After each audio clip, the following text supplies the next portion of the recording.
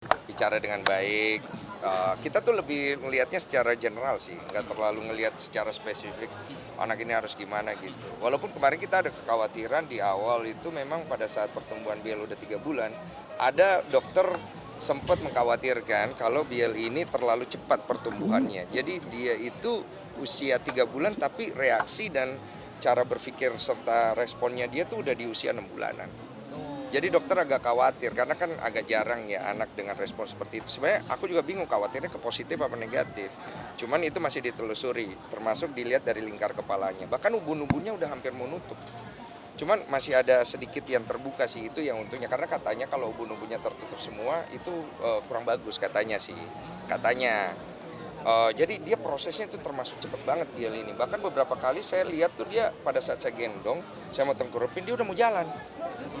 Oh serius. Jadi kakinya, jadi kan kalau di tengkurup gitu kan kakinya langsung nahan, langsung ngelangkah gitu. Kadang-kadang dia break dance ya.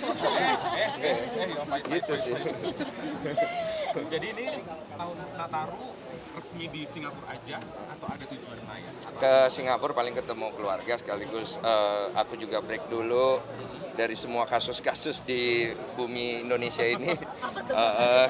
Ya tahu sendiri kan ada beberapa kasus dan sekaligus juga menunggu hasil kasus dari Agus juga, karena aku kan udah bilang aku juga tidak akan berkomentar lebih jauh, pengen tahu endingnya seperti apa dan juga kasus-kasus yang lain gitu. Jadi relax dulu lah. Jadi 2024 dalam pandangan Denny Sumargo tahun yang menyenangkan atau kebanyakan drama atau seperti apa? Tahun yang memusingkan sih, tapi buat aku semua hal itu tetap punya berkatnya sendiri karena bagaimana aku coba untuk belajar menyikapi semua itu dengan lebih dewasa dan lebih rendah hati aja sih yang aku dapat di tahun ini. Bisa dibilang 2024 ini tahunnya kamu bukan sih Bang? Atau seperti apa? Aku nggak ngerasa ini tahun saya, ini tahun kita semua. Cuma saya tahu lah, setiap orang kan ngelihat tahun 2024 dengan ada yang banyak masalah, ada yang banyak dapat berkah. Menurut aku semua hal itu tetap bagaimana kita ngelihatnya sih. Kalau aku nggak nganggep tahun 2024 ini sebagai tahun aku nggak kok. Oke, versi Denny Sumargo, momen paling membahagiakan di 2024 apa? Yang paling nyebelin banget di 2024 apa? Silakan. Pertanyaan yang menjebak ya. 2024 momen paling menyenangkan adalah saat melihat Biel lahir di dunia. Oh, pasti. Dan tahun 2024 momen yang sangat menyebalkan adalah saat saya merasa saya tidak mampu untuk membantu orang atau mendamaikan orang dengan kondisi yang terjadi di wadah channel saya. Itu aja sih ya. Inisial Jauh salah ya, nanti kesannya gimana gitu. Sedikit kamu kan emang sudah tidak mau berkomentar, tapi mau berdamai gitu ya. Sudah adakah yang menghubungi kamu untuk Bang Denny yuk duduk bareng? Damai, urusan damai? Iya urusan damai, yuk kita duduk bareng gitu. Belum. Udah ada yang menghubungi kan? Belum ada. Kalau ada sih saya dengan senang hati, karena saya kan udah bilang kemarin, saya hanya terima perdamaian aja. Dari pihak TT atau pihak FA atau gimana? Belum sih, saya belum dengar kabar positif di situ. Karena masing-masing masih berurusan dengan masalah hukum pribadi kan. Yang kita lihat lagi masih bergulir di media. Nah, di bagian baru aja Bang, pengacara inisial A menyebarkan video yang teteh, video masa lalu. Tidak mau berkomentar ya. Kita ini maksudnya jadi ranah pribadi, tapi Iya. masuk ke ranah pribadi itu kayak gimana sih yang jadi masuk ke pribadi dan kayak makin panjang panjang. Kemarin kan gue udah jelasin, gue tidak akan berkomentar lebih jauh dan gue harus stick di situ ya. Karena itu kan masalah personal. Iya. Tapi terakhir ketemu teteh mungkin ada komunikasi nggak sih? Terakhir ada komunikasi mengenai uang donasi aja. Karena aku kan nanya terus uang donasinya mau dibawa kemana. Karena saya kan tetap masih punya tanggung jawab di situ. Tanggung jawabku lebih di urusan itu ya, bukan ke ranah pribadi. Jadi saya akan diupdate secepatnya karena mereka sedang berkoordinasi satu sama lain uang donasi ini mau diselesaikannya gimana. Karena saya merasa tanggung jawab di situ.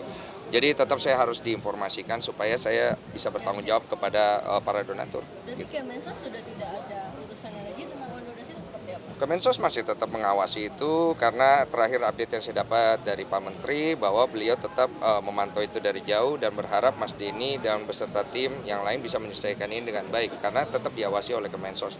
Kemensos itu kan kemarin sudah berupaya untuk mendamaikannya. Cuman kan karena adanya hal-hal yang berurusan pribadi yang kemudian ini akhirnya bias kemana-mana. Jadi Kemensos juga harus menjaga sikap mereka jangan sampai mereka itu jadinya yang tadinya bagus jadi nggak bagus menurut aku begitu. Jadi so far sih sejauh ini sikap Kemensos sudah cukup sih dengan mendamaikan aku dengan Farhad kemarin Dan biarlah mereka melihat dulu, memantau sebagai sebagai pemerintah ya. Kalau memang ini benar-benar menimbulkan chaos lagi ya pasti mereka akan turun tangan sih. Bang Ensu, kamu Terakhir nanya tanggapannya terkait PPN 12% ini. Yang mau tahun depan ya? Pusing nggak kok? Ya saya sih sebenarnya memikirkan masyarakat aja, karena masyarakat itu kan pasti akan banyak yang terbebani dengan nilai yang cukup tinggi ya. Jadi aku juga kurang tahu kenapa nilai itu menjadi tinggi, pasti punya dasar lah. Dan dasar itu dibuatkan dengan tujuan untuk membuat negara ini secara perekonomian jadi lebih baik. Tapi kan kita tahu sendiri eksekusi yang terjadi dari itu masih banyak yang jadi masyarakat belum puas gitu kan. Sebenarnya sih aku pikir ya, kalau dengan pajak yang tinggi tapi dengan hasil yang jelas, saya pikir orang tidak akan tahu masalah. Karena di luar negeri banyak negara maju pajaknya tinggi tapi fasilitas dari hasil pajak itu juga bagus dan terlihat gitu. Dan masyarakat punya hak-hak untuk komplain loh. Artinya ketika jalanan itu rusak di luar negeri, masyarakat tuh bisa ngesu loh. Nah, di sini kan hal-hal seperti ini belum terbangun dengan baik. Jadi sebenarnya ya dipertimbangkan lagi aja sih, kalau memang masyarakatnya sudah siap, jangan sampai nanti terjadi problem yang bisa malah membuat perekonomian kita jadi problem.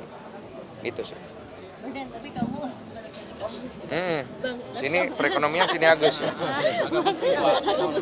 Tar, ini. Atau bener dong, gue 2 pertanyaan dong. Maksudnya tadi kamu berusaha menasehatin TPH. Maksudnya udah jangan saling sindir, kan mereka lagi saling sindir nih di sosmed. Bahkan ini Tete lagi laporin lagi nih karena nyebarin kasus baru aja laporin. Apa itu? Apalagi? Itu dia menyebarkan yang sindir Oh. yang tadi. Iya. Kan saling sindir nih, kamu berusaha untuk menasehati nggak sih? Terutama Tete, kan kamu dekat sama Tete. Sama Tete. Gini loh, aku sama Novi itu hubungannya itu lebih sebatas hubungan donasi yang kita sama-sama punya tanggung jawab. Tapi kalau urusan pribadi aku nggak berani. Karena biar gimana aku nggak berani masuk dan campur urusan pribadi orang. Dan menurut aku apa yang terjadi itu kan urusan pribadi Tete. Kalau menasihati ya pasti saya punya cara untuk menasihati yang menurut saya tidak perlu kasih tahu ke media ya. Kesannya kan saya pengen dibilang apa gitu, nggak perlu kan gitu. Jadi hanya sebatas itu aja. Kita juga udah ke LPSK kan dengan adanya video lama yang disebar kembali. Itu gimana tuh? Kan apalagi tadi sebelumnya udah ke LPSK tuh. Iya. Nah itu menurut Bang Yesus gimana sih? Tindakan benar atau gimana sih Bang? Saling lapor ini sebenarnya tindakan benar atau seperti apa? Nggak bisa terlalu banyak komen udah gua. Karena seperti yang gue bilang kemarin tuh masuknya ke urusan pribadi kan. Jadi berat juga kalau gue terlalu banyak komentar. Ya. Ya. Thank you Bang Den. Thank you.